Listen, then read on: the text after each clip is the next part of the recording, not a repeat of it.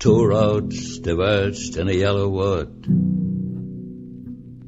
and sorry I could not travel both and be one traveler. Long I stood and looked down one as far as I could to where it bent in the undergrowth, then took the other as just as fair, and having perhaps the better claim because it was grassy and wanted wear. Though as for that, the passing there had worn them really about the same,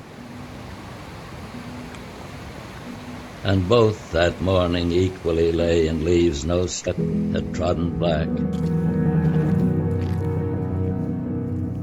Oh, I kept the first for another day, yet knowing how way leads on to way, I doubted if I should ever come back.